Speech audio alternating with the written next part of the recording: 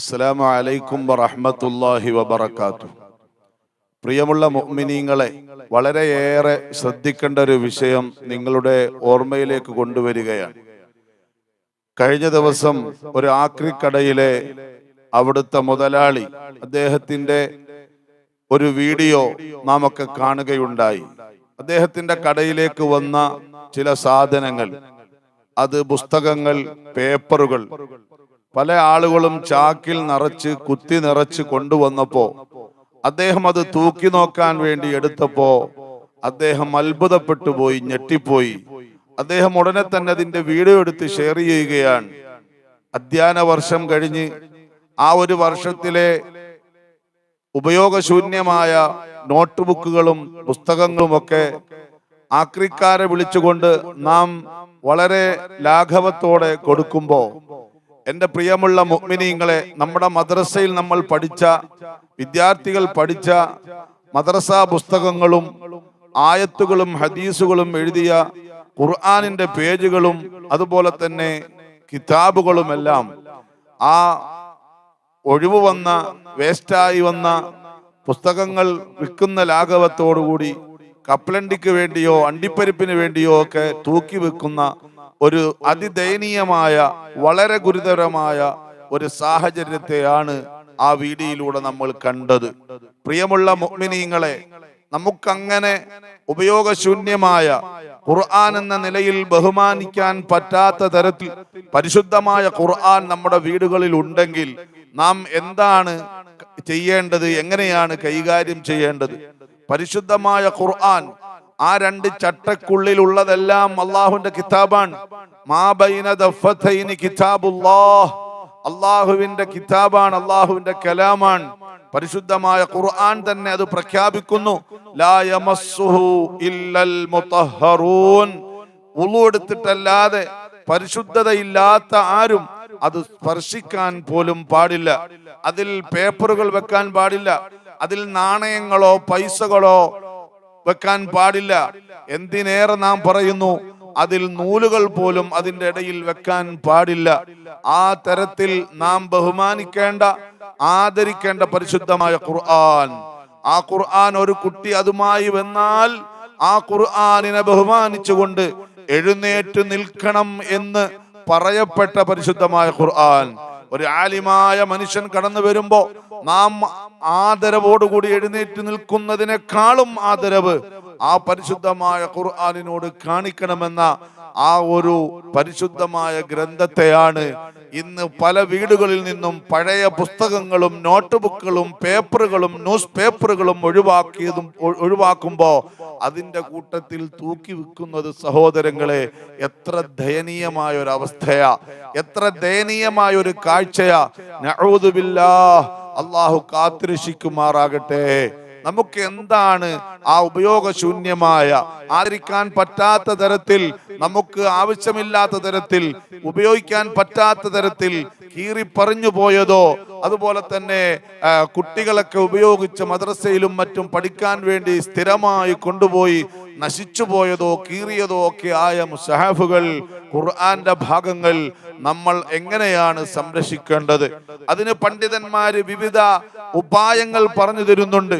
ബഹുമാനപ്പെട്ട ഉസ്മാൻ റളിയല്ലാഹു അൻഹു മുസ്ഹഫുകളെല്ലാം ക്രോഡീകരിച്ചപ്പോൾ ഓരോ സഹാബികളും അവരുടെ വ്യക്തിപരമായ രീതിയിൽ ഉപയോഗിച്ചിരുന്ന തോലിലും കല്ലുകളിലും അതുപോലെ തന്നെ വലിയ ഇലകളിലുമൊക്കെ രേഖപ്പെടുത്തി വെച്ചിരുന്ന മുസാഹഫുകൾ എല്ലാം അവിടെ സറണ്ടർ ചെയ്യാൻ പറഞ്ഞു.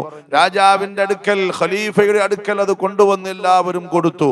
അതിൽ നിന്നെല്ലാം നോക്കി ഒരു കോപ്പി എഴുതിയതിനു ശേഷം ആ ബാക്കി വന്ന ഭാഗങ്ങളെല്ലാം ബഹുമാനപ്പെട്ടവർ ചെയ്തത് എന്താണെന്ന് പണ്ഡിതന്മാർ നമ്മെ പഠിപ്പിക്കുകയാണ്.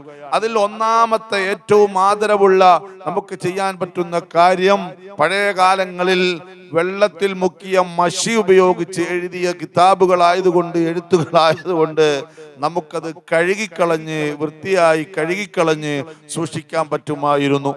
നല്ല ഒഴുകുന്ന വെള്ളത്തിൽ ആ മഷി ഒഴുക്കി വിട്ടാൽ മതിയായിരുന്നു. ഇന്നത്തെ മുസ്ഹഫുകളിൽ അങ്ങനെ നമുക്ക് കഴുകാൻ പറ്റാത്ത വിധം നല്ല കട്ടിയിലിരിക്കുന്ന മഷിയാണ്.